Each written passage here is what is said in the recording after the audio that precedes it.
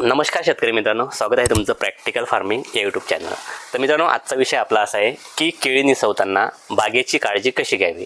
त्यामध्ये तुमचं घड व्यवस्थापन असेल, बंचची छाटणी असेल, बागेची स्वच्छता असेल, त्याच्यानंतर घडांची फवारणी असेल किंवा बागेमध्ये जे काही प्रॅक्टिसेस असेल, त्याच्यानंतर घड फवारणी असेल, न्यूट्रिशन म्हणजे आपलं अन्नद्रव्य व्यवस्थापन असेल, पाणी व्यवस्थापन असेल, फवारणीचं व्यवस्थापन असेल, ते कसं करावं, त्याची काळजी कशी घ्यावी त्याबद्दल माहिती घेणार। मित्रांनो, सुरुवातीला जर तुम्ही चॅनलवर नवीन असाल तर चॅनलला आता सबस्क्राईब करून घ्या, जेणेकरून तुम्हाला अशाच प्रकारचे व्हिडिओ लवकरात लवकर बघायला मिळतील।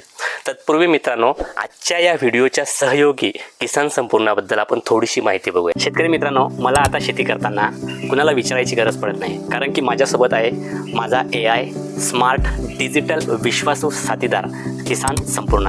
मित्रांनो, या ॲपमुळे मला शेती करणं अगदी सोपं झालेलं आहे। मला अचूक रोगाचं निदान, येणाऱ्या 7 दिवसाचा हवामान अंदाज, आपल्या परिसरातील मार्केटचा बाजारभावाचा अंदाज, त्यानुसार थेट उपग्रहाद्वारे माझ्या शेतावर डायरेक्ट नियंत्रण असतं। या ॲपचं वैशिष्ट्य असं आहे मित्रांनो, एका क्लिकमध्ये तुम्हाला आपल्या पिकावर कुठला रोग आलेला आहे त्यानुसार आपल्याला AIच्या मार्फत पिकाचं निदान कळतं आणि त्यानुसार पिकाला कुठलं खत द्यायचं आहे, कुठली फवारणी करायची आहे, पाणी व्यवस्थापन कधी करायचं आहे, या सगळ्या गोष्टींचा माहिती मिळते। आपल्याला आपल्या जमिनीचा नमुना घेऊन लॅबमध्ये जाण्याची गरज नाही, कारण की आता एका क्लिकमध्ये आपल्या जमिनीचा कोणता प्रकार आहे, कसा आहे, त्याचा pH कसा आहे, त्यानुसार येणाऱ्या हंगामामध्ये आपल्याला कुठलं पीक लावायचं आहे आणि कुठल्या पिकांना चांगले आपली शेती होईल आणि आपल्याला उत्पन्न येईल। म्हणून सर्व शेतकऱ्यांनी किसान संपूर्ण हे ॲप गुगल प्ले स्टोअरवरून डाउनलोड करा।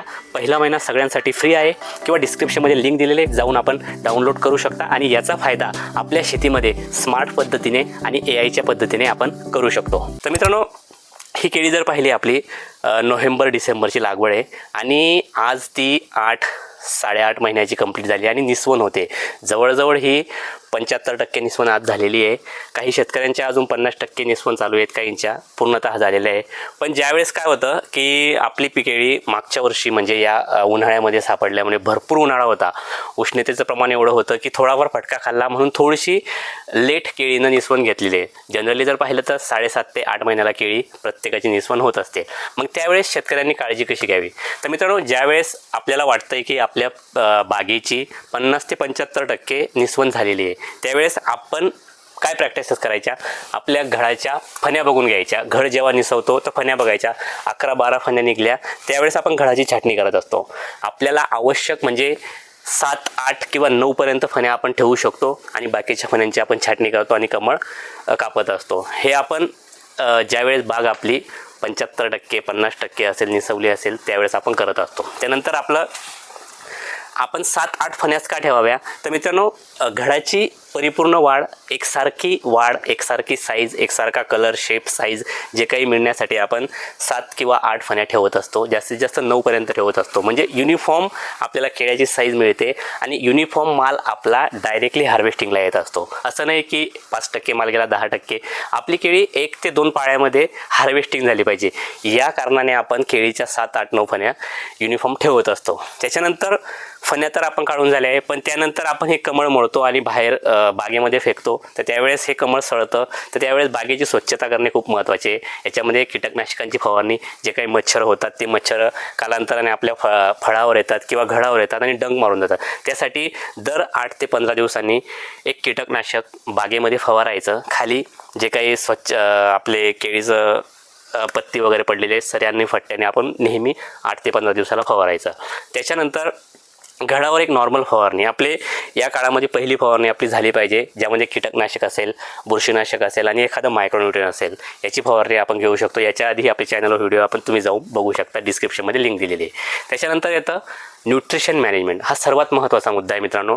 ज्यावेळेस आपली संपूर्णतः बाग निसवलेली आहे त्यावेळेस आपल्याला अन्नद्रव्याचं व्यवस्थापन करणे खूप गरजेचं असतं, कारण की या काळात आपल्याला भराटीने केळीची वाढ करायची असते, वाधा लांबवायचा असेल, कलर असेल, साईज असेल, शेप असेल, या गोष्टींकडे लक्ष द्यावं लागतं।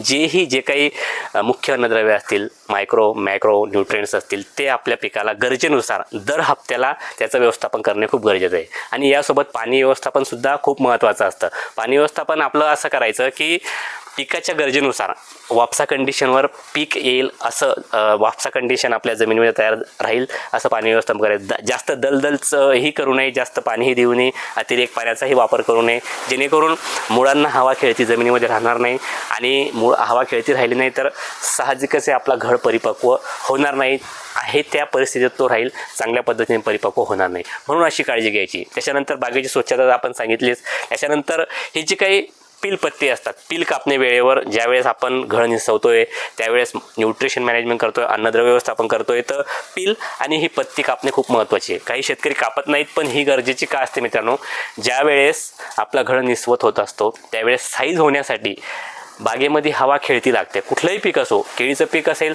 तर त्याला जेवढं तुम्ही मोकळीक वातावरण देणार तेवढा तुमचा घड साईज होईल, त्याच्यानंतर परिपक्व होईल आणि मॅच्युअर होईल. म्हणून शक्य असेल तर अशी पिवळी पत्ती आपण कापून फेकायची आणि शक्य असेल बागेत किंवा बागेच्या बाहेर ती काढून द्यायची. हवा खेळती राहिल्यामुळे घडसुद्धा परिपक्व चांगल्या प्रकारे होत असतो. अशा प्रकारे जर बागेची स्वच्छता घेतली तर आपलं पीक आपल्याला उत्पादन चांगल्या प्रकारे देऊ शकतं.